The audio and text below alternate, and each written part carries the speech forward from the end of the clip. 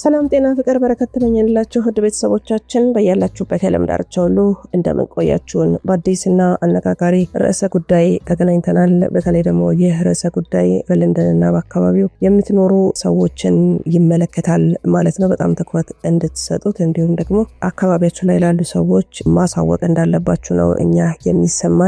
የምግብ መመረዝ በርካቶችን እየገደለ ነው። ብዙዎችም ሆስፒታል እንደገቡ መረጃ እየወጣ ነው በዩኬ በለንደን። እንግዲህ የመረጃ ምን ይመስላል፣ ከጀርባ ውስጥ ያለው ምንድነው የሚለውን ነው በጥልቀት የምንፈትሸው። አብራችሁን ስለምትሆኑ ከወዲሁ እናመሰግናለን። ሮማን ጸጋዬ ነኝ ከአክሱም ቲዩብ። ሰናይ ቆይታ ይሁንላችሁ። በቅርቡ እንግዲህ በዓለም አቀፍ ደረጃ በጣም ትልቅ ትኩረትን የሳበ አንድ የዜና መረጃ ከለንደን ከተማ ተሰምቷል። በአጭር ጊዜ ውስጥ ነው ከ200 በላይ ሰዎች በአንድ የምግብ አይነት እየተመረዙትና ምክንያታቸው ደግሞ በዕለት ተዕለት ምግባችን ውስጥ በስፋት የምንጠቀመው እንቁላል ነበረ።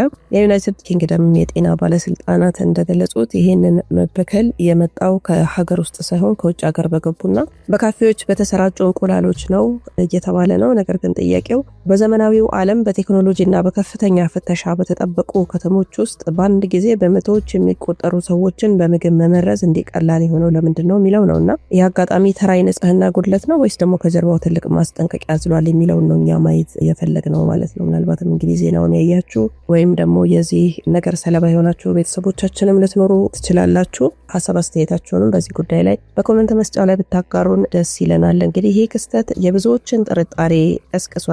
በአንድ ጀንበር ከ200 በላይ ሰዎች አልጋ ላይ የጣለው ይሄ መርዝ የምግብ አቅርቦታችን ምን ያህል ተጋላጭ እንደሆነ ማሳያ ነው ማለት ነው። እነ ቢቢሲ፣ እነ ኤፒ፣ እነ ሲኤንኤን ግዙፍ የዓለማችን ሚዲያዎች ይህንን በፊት ገጻቸው ላይ ዘውት ወጥተዋል። በቲክቶክ በተለያዩ ማህበራዊ ገጾቻቸው ላይ ምስሉን እያወጡ የታመሙትን ሰዎች ምስል እያወጡ እየዘገቡ ነው ያሉት ማለት ነው። እና ይሄ ነገር የዓለምን ሕዝብ ቁጥር ለመቀነስና ሰዎችን በበሽታ ለማዳከም አቅደዋል የሚባሉት ግዙፍ አካላት ግዙፍ ኤሊቶቹ ሰዎችን ባንዴ ለማጥቃት ከዚህ በላይ ቀላል መንገድ አለ ወይ የሚል ጥያቄ ወደ አእምሮ ይመጣልና በለንደን የታየው ክስተት አጠቃላይ የዓለም የምግብ ስርዓትን ምን ያህል ቀጭን ገመድ ላይ እንደተንጠለጠለ ማሳያ ነው። እኛ የምንመገበው ምግብ እውነትም ጤናችንን ለመጠበቅ የተሰራ ነው ወይስ በየቀኑ በሰውነታችን ውስጥ የሚገባ ቀስተኛ መርዝ ነው የሚለውን ጥያቄ ወደ ሀሳባችን ማምጣት አለብንና ምግብን መቆጣጠር ሰዎችን የመግዛት ጥንታዊ ስትራቴጂ ነው። በነገራችን ላይ በ20ኛው መቶ ክፍለ ዘመን ደግሞ ይሄ ስትራቴጂ ወደ ዘመናዊ ፖለቲካ ተቀይሯል። በ1970ዎቹ ለምሳሌ የዩናይትድ ስቴትስ የውጭ ጉዳይ ሚኒስትር የነበሩት ሄንሪ ኪሲንጀር አንድ የታወቀ አባባልን ተናግረዋል። ብዙ ጊዜ እኛ እንደው መርሃ ግብሮቻችን ላይ እነሱን በተመለከተ ስናወራ እናነሳዋለን። ዘይትን ከተቆጣጠር ካለ ሀገራትን ትቆጣጠራለህ፣ ምግብን ከተቆጣጠርክ ደግሞ ህዝቦችን ትቆጣጠራለህ ብሎ ተናግሯል። እና ይሄ የተራ ፖለቲከኛ ወሬ አልነበረም። ሄንሪ ኪሲንጀር ማለት የአሜሪካ የጀርባ አጥንት የሚባልለት ሰው ነው። የዓለም አቀፍ የጂኦፖለቲካ መመሪያ እንጂ እንግዲህ ምግብን የተቆጣጠረ አካል የትኛውንም ሀገር ያለ አንድ ጥይት ማንበርከክ እንደሚችል የታወቀ እውነታ ነውና ታሪክ ምስክር ነው። በዚህ ጉዳይ ላይ ህዝብን ለማንበርከክ የጦር መሳሪያና የኒውክሌር ቦምብ አያስፈልግም። በጥንት ዘመን ወራሪዎች ከተሞችን ከበባ በሚያደርጉበት ወቅት የመጀመሪያው ነገራቸው የውሃና የምግብ መስመር መዝጋት ነበረ። ህዝቡ በራሱ ረሃብ ይንበረከካል ማለት ነውና ዛሬም ቢሆን ያው ጥንታዊ ስትራቴጂ በዘመናዊ መልክ እየተተገበረ እንደሚገኝ ነው ብዙ የታሪክ ጸሐፊዎች እየተናገሩ ያሉት። ልዩነቱ በከተማ ዙሪያ ሰራዊት ከማቆም ይልቅ የምግብ ምርትን በስራፕተርና በላቦራቶሪ መቆጣጠራቸው ብቻ ነው ማለት ነውና በ20ኛው መቶ ክፍለ ዘመን ታዳጊ ሀገራት ለምሳሌ በረሃብ በተመቱበት ወቅት የተላኩት የምግብ እርዳታዎች የተደረጉት ከሰብአዊነት የተነሳ ብቻ እንዳልነበረ ልብ ልንል ይገባል። የዓለም ሀያላን ሀገራት ታዳጊ ሀገራትን በፖለቲካ ለማንበርከክ የምግብ እርዳታን እንደ ዲፕሎማሲያዊ መሳሪያ ሲጠቀሙበት ቆይተዋል። እኛ የምንላችሁን ካላደረጋችሁ እርዳታውን እንዘጋባችኋለን የሚለው ዛቻ ማለት ነው። አፍሪካን ጨምሮ በርካታ የሶስተኛው ዓለም ሀገራት በሉዓላዊነታቸው ላይ እንዳይደራደሩ አድርጓቸዋል። የምግብ እርዳታው ራሱ የነጻነት መጫወቻ ገመዳቸው ነው ለኤሊቶቹ። ከዚያም የጂኤምኦ ዘመን መጣ ማለት ነው። እንግዲህ ይሄ ነው ዋናው ነገር። የተፈጥሮ ዘሮችን ቀስ በቀስ እንዲጠፉ ማድረግ ነው። አድርገውታልም ደግሞ በቦታቸው ደግሞ በላቦራቶሪ የጂን መዋቅራቸው የተለወጡ የጂኤምኦ ዘሮች ተተኩ ማለት ነው። ይሄ እንግዲህ ኢትዮጵያችንንም ጨምሮ በጣም በርካታ ሀገራት ውስጥ የገባ ነው። ዘራችንን አሁን ከነሱ ነው የምንለምነው። መሬታችንም ማብቀል እምቢ ትላለች ማለት ነው። ምክንያቱም የለመደችው ነገር ስላለ መሬት በራሷ እንደ ድሮ በተፈጥሮ መሬት ሲዘራባት ወደ አለማብቀሉ እየመጣች እንደሆነ በጣም ብዙ መረጃዎች አሉ። አንድ መርሃ ግብርም ጊዜው ቢቆይም ሰርተንላችሁ ነበርና እነዚህ እነሱ የሚያመጧቸው ዘሮች ምርታማነትን ይጨምራሉ በሚል ሽፋን ነው ለዓለም ያስተዋወቁት። በነገራችን ላይ የነቁ ሀገራት ስላሉ የሀገራቱ መንግስታት ባን ያደረጓቸውም አሉ። ጂኤምኦ የተባለ ነገር በጭራሽ ሀገራችን አይገባም ያሉ ሀገራት አሉ። ኢትዮጵያ ግን በብዙ ረገድ እዚህ ነገር ውስጥ ተዘፍቃለች። ከጀርባቸው ያለው እውነት ሌላ ነው። በነገራችን ላይ ዘሮች ምርታማነትን ይጨምራል ብለው ቢሉም ማለት ነው። ይሄ እንግዲህ ፀሐይ የሞቀው ሀገር ያወቀው ጉዳይ ነው። የተፈጥሮ ዘርን በማጥፋት ሰው ዘራሽ ዘሮችን በዓለም ላይ ማስፋፋት የዓለምን የግብርና መነሻ ሙሉ በሙሉ በእጃቸው ለማስገባት የተሸረበ ሴራ ነው። ይሄ መረጃና ማስረጃ ያሉት ነገር ነው። ቀደም ሲል ለምሳሌ አርሶ አደሮች ከሰበሰቡት እህል ላይ ዘር አስቀርተው ለቀጣዩ ዓመት ይዘሩ ነበረ። እኛ ጋም የኢትዮጵያውያን ገበሬዎች ይሄ ለዘር የተቀመጠ ነው ሲባል ታቆ ይሆናል። ምናልባት ደግሞ በገጠር ያላችሁ ቤተሰቦቻችን ይሄንን ነገር በደንብ ነው የምታውቁት። ቋጥረው ነው ዘርን የሚያስቀምጡት ማለት ነውና ይሄ የተፈጥሮና የነጻነት ዑደት ነበረ። ዛሬ ላይ ግን ያ ታሪክ ተቀይሯል። በጂኤምኦ ቴክኖሎጂ የተሰሩ ዘሮች ማለት ነው ተርሚኔተር ሲድስ ወይም ደግሞ መሃን ዘሮች ይባላሉ። አርሶ አደሩ ያመረተው እህል ለቀጣይ ዓመት ዘር መሆን አይችልም ማለት ነው። ስለዚህ በየዓመቱ አዲስ ዘር ከነዚሁ ግዙፍ ኩባንያዎች ለመግዛት እንገደዳለን። አርሶ አደሩ የመሬቱ ባለቤት ቢሆንም የዘሩ ባለቤት ግን ኩባንያዎች ናቸው ማለት ነው። እነሱ ካልሰጡን ምንም ነገር ማድረግ ምንም ነገር መዝራት አንችልም ማለት ነው። ዛሬ በዓለም ላይ የሚዘራው ዘር 70% የሚቆጣጠሩት 4 ወይ ደግሞ 5 ግዙፍ የዓለም አቀፍ ኩባንያዎች ብቻ ናቸው። እንግዲህ እግዚአብሔር ያሳያል። ይሄ ማለት የዓለምን ሕዝብ በቀን 3 ጊዜ የሚመገበው ምግብ አቅርቦት በጥቂት ሰዎች እጅ ወድቋል ማለት ነው። ስለዚህ በቀን አንዴ ተመገቡ ካሉን እንኳን የነሱ መብት ነው የሚሆነው ማለት ነው ይሄ ጉዳይ። ስለዚህ እነዚህ ኩባንያዎች የፈለጉትን ዋጋ ያህል ይጨምራሉ፣ የፈለጉትን ዘር ይከለክላሉ፣ የፈለጉትን ይሰጣሉ። ኢትስ ኦል አባውት ዘ መኒ ነው። ትርፍና ቁጥጥር የዓለምን የምግብ ሰንሰለት ሙሉ በሙሉ ቁጥጥራቸው ስር በማድረግ አጠቃላይ የዓለምን ኢኮኖሚ እያንቀሳቀሱት ይገኛሉ አሁን ላይ እና ከነዚህ የጂኤምኦ ዘሮች ጋርም አብረው እንዲረጩ የሚደረጉ ጸረ ተባይ ኬሚካሎች ለምሳሌ በጣም ምድር ለረጅም ዓመታት እርቃኗን እንድትቀርና እንዳታበቀል ያደርጋል ነው የሚሉት የዘርፉ ልሂቃን። የኛም ሀገር ልሂቃኖች እንደዛ ብለዋል ማለት ነው። እና እነዚህ በጣም ከፍተኛ የሆነ ስጋትን የሚያመጡ ነገሮች ናቸው እየሰሩብን ያሉት። እነዚህ ኬሚካሎች ሰብሉን ከተባይ ይጠብቃሉ ይባላሉ። ነገር ግን በምግቡ በኩል ወደ ሰውነታችን በመግባትም ከጊዜ በኋላ ለካንሰር፣ ለሆርሞን መዛባት፣ ልጅ የመውለድ አቅምን ለማዳከም ምክንያት እንደሚሆኑ በርካታ ጥናቶችን ነው ሳገላብጥ የነበረው ማለት ነው። በየቀኑ የምንመገበው ምግብ ቀስ ብሎ ሰውነታችንን የሚበላ ባዮሎጂያዊ መሳሪያ እየሆነ መጥቷል። አሁን እኛ ማናቃቸው በሽታዎች ካንሰርና ይሄ ኩላሊት ፌል ማድረግ እንዲሁም ሌሎችም ስትሮክን ጨምሮ በጣም ብዙ አዳዲስ የማናቃቸው በሽታዎች በጣም እየተስፋፉ ወጣቶቻችንን አምራቹን ክፍል እየጨረሰብን እንደሆነ እያያችሁ ነው። አሁን እንግዲህ ማህበራዊ ሚዲያ ሁሉም ዓለም በእጃችን ላይ ስላለች እናያለን ብዙ ነገሮችን። ያው ከበር ጀርባ የተዘጋባቸው ብዙ ነገሮች ቢኖሩም ሚዲያ ላይ የሚወጡ ነገሮች ደግሞ ምን ያህል ህዝባችን እያለቀ እንደሆነ ምን ያህል በተለይ ካንሰር የሚሉት ከህፃናት እስከ ጎልማሳ አረጋውያን ድረስ እያጠቃ እንዳለ እያያችሁ ነው። እና ጥናቶች እንደሚያሳዩት በምንመገበው ምግብ ነው አብዛኞቹ የሰው ልጆች እየተመረዙ እየሞቱ ያሉት ማለት ነው። እና እነሱ የዓለም ህዝብ ቁጥር 8 ቢሊዮን አልፏል። ስለዚህ ወደ 1 ቢሊዮን ማውረድ አለብን ብሏል እኮ ኤሎን መስክ በይፋ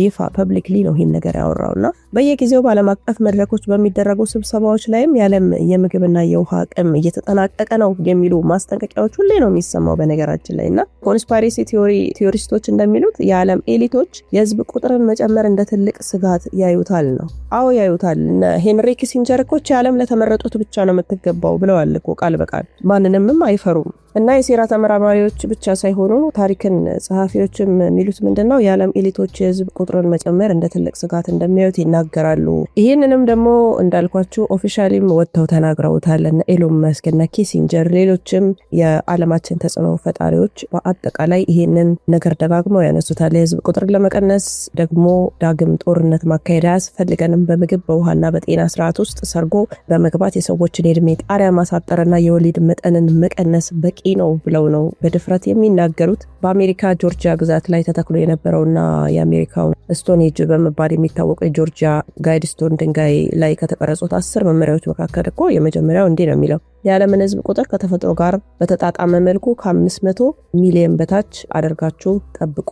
ይሄ ማለት ምን ማለት ነው? በአሁኑ የዓለም ህዝብ ውስጥ 90% የሚሆነው መቀነስ አለበት ማለት ነው። ይሄ በድንጋይ ላይ የተቀረጸው ሐሳብ የኤሊቶች የሚስጥር አጀንዳ ማሳያ ነው ተብሎ ይታመናል ማለት ነውና የዓለም የምግብ አቅርቦት ሰንሰለት ግሎባል ሰፕላይ ቼን በጥቂት ግዙፍ ኩባንያዎችና ማዕከላት ላይ የተመሰረተ መሆኑ ሌላው ትልቅ እንደ አደጋ የሚነሳው ነገር ነው። በአንድ ሀገር ወይ ደግሞ በአንድ ድርጅት ላይ ችግር ከተፈጠረ በሺዎች አይደለም በሚሊዮኖች የሚቆጠሩ ማይሎች ርቀው የሚገኙ ሀገራት በረሃብ ያልቃሉ ማለት ነው። ምግብን ማዕከላዊ ማድረግ ህዝብን በቀላሉ የመቆጣጠሪያ መንገድ ነው። አቅርቦቱን ለአንድ ሳምንት ማቆም ብቻ ሀገራትን ወደ ሁከትና ወደ መስቀልቀል ለማስገባት በቂ እኮ ነው። እና አሁን ወደ ተነሳንበት የለንደኑ ክስተት ስንመለስ በለንደን የተከሰተው ከ200 በላይ ሰዎች እንግዲህ በሳልሞኔላ ባክቴሪያ የመመረዝ አጋጣሚ የቁጥጥር ማነስ ውጤት እንደሆነ ቢነገርም የስርዓቱ ተጋላጭነት ግን ቁልጭ አድርጎ ያሳየ ሆኗል ማለት ነውና በአንድ የውጭ ሀገር ምርት ምክንያት በአጭር ጊዜ ውስጥ በተመሳሳይ ሰዓት በመቶዎች የሚቆጠሩ ሰዎችን ማጥቃት ከተቻለ ይህ አሰራር በታቀደ መንገድ በዓለም አቀፍ ደረጃ ቢጠቀሙበት ምን ሊከሰት እንደሚችል እንግዲህ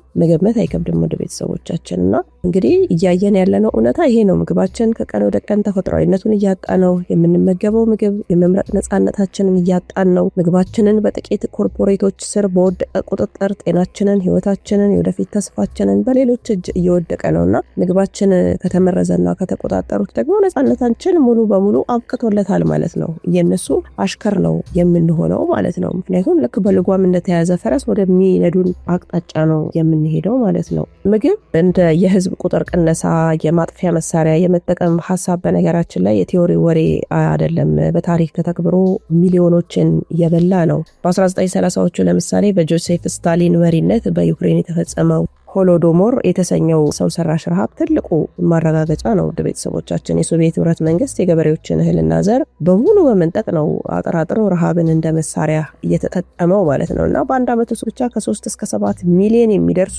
ሰዎች በረሃብ ያለቁበት በድርቅ ምክንያት አልነበረም፣ ምግብን የመቆጣጠር የፖለቲካ ውሳኔ ውጤት እንጂ ማለት ነውና በ1974 ማንሳት እንችላለን። እንደ አውሮፓውያን የዘመን ቀመር ይበልጥ የሚያስደነግጥ ይፋዊ ሰነድ ወጥቷል። ወደ 200 NSSM 200 በመባል በምህጻረ ቃሉ የሚታወቀውና በሄንሪ ኪሲንጀር የተመራው ጥናት የታዳጊ ሀገራትን የህዝብ ቁጥር እድገት ለአሜሪካ ብሔራዊ ደህንነት ስጋት እንደሆነ ደመደመ ማለት ነው። ከዛ ሰነዱ በግልጽ ያስቀመጠው ምንድነው? የህዝብ ቁጥራቸውን የማይቀንሱ ሀገራትን ለማስገደድ የምግብ አቅርቦትና እርዳታን እንደ ጫና ማሳደሪያ መጠቀም አስፈላጊ እንደሆነ ይመክራል። ይሄ ሰነድ ይሄ ታሪክ ማስረጃ ያረጋግጠልናል። እንግዲህ እነሱ ምን ያህል እየሰሩ እንደሆነ ከጥንት ጀምሮ ማለት ነውና የህዝብ ቁጥር ቅነሳ በፖሊሲ ደረጃ ሲሰራበት የቆየ እውነተኛ አጀንዳ ነው ማለት ነውና በሁለተኛው የዓለም ጦርነት ወቅትም አግሮ ቴሮሪዝም ወይም ደግሞ በግብርና ላይ የተደረገ ባዮሎጂካዊ ጥቃት በሚስጥር ያዘጋጁ ነበር። ለምሳሌ በጀርመንና በአሜሪካ ላቦራቶሪዎች ውስጥ የምግብ ሰብሎችንና የድንች እርሻዎችን ሙሉ በሙሉ የሚያወድሙ ተባዮችን፣ የፈንገስ በሽታዎችን አራካ በጠላት ሀገር ላይ የመልቀቅ እቅድ ነበራቸው። ይህም አንድን ህዝብ ለማጥፋት ሚሳይል ሳይሆን የምግብ ሰብሉን በባክቴሪያ ወይ ደግሞ በተባይ መምታት በቂ መሆኑን በተግባር ያሳየ ታሪካዊ ክስተት ነበረ። ውድ ቤተሰቦቻችንና ዛሬ ደግሞ ታሪክ በሌላ መልክ እየተደገመ ነው ማለት ነው። እንግዲህ ካርቦን ዳይኦክሳይድን እንቀንሳለን በሚል ሽፋን የተፈጥሮ የከብት እርሻዎችን በማዘጋት ይህንን በጣም በሰፊው ሰርተንበት ነበር። ካስታወሳችሁ በላቦራቶሪ የተሰራ ሰው ሰራሽ ስጋ እያመጡ ነው። በዓለም ላይ ይህንን ሰው ሰራሽ ስጋ እየተኩ ነው። ይሄ ዘመቻ በሰፊው ነው ዓለም ላይ የተጀመረው። ኢቨን የታዋቂ ሰዎችን እየወሰዱ እያዳቀሉ እንደሆነ የተነገረ ነው። የተፈጥሮ ከብቶችንና እርሻዎችን ማጥፍተው ስጋን በላቦራቶሪና በኬሚካል ማምረት ሲጀምሩ ደግሞ የምግባችን ቁልፍን ሙሉ በሙሉ ለፋብሪካ ባለቤቶች አስረክበዋል። ከዛ ደግሞ እኛ ከነሱ እንረከባለን ማለት ነው። ያኔ ፋብሪካው ከተዘጋ ወይ ደግሞ በምግቡ ላይ አንድ ኬሚካል ከተጨመረ ሙሉ በሙሉ ህዝብን በቁጥጥር ስር መዋል እንደ አሻንጉሊት አድርጎ የመጫወት ያህል ቀላል ነው ማለት ነው። ስለዚህ ከ1930ዎቹ የሆሎዶሞር እልቂት እስከ 1974 የኪሲንጀር NSSM 200 ሰነድ እስከ ዛሬው የለንደን የእንቁላል መበከልና የላቦራቶሪ ምግቦች ነጥቦችን ስናያይዛቸው ምስሉ ግልጽ ይሆንልናል። የዓለም ኤሊቶች የህዝብ ቁጥርንና የምግብ አቅርቦትን የመቆጣጠር ፍላጎት አላቸው። የለንደኑ ክስተት ተራ አጋጣሚ ይሁን ወይ ደግሞ የሙከራ አካል የሚያስተላልፍልን መልእክት ግን አንድ ነው። ራሳችንን ምግብ ማምረትና ተፈጥሯዊነቱን መጠበቅ ካልቻለን ህልውናችን በሌሎች እጅ ይወድቃል ማለት ነው። ስለዚህ ታሪካዊ እውነት አለ ስለ ወቅታዊው የምግብ ሴራ። እንደው እናንተስ ምን ታስባላችሁ? ውድ ቤተሰቦቻችን አስተያየታችሁን ከታች ኮሜንት ብታደርጉልን ደስ ይለናል። እንደተለመደው ደግሞ በከበረው ስጦታችሁ ቻናላችንን ሰብስክራይብ ብታደርጉ እንዲሁም ላይክ፣ ኮሜንት፣ ሼር ብታደርጉ ደስ ይለናል። ውድ ቤተሰቦቻችን አብራችሁን ስለነበራችሁ እጅግ አድርገን እናመሰግናለን። መልካም ቆይታ ይሆንላችሁ።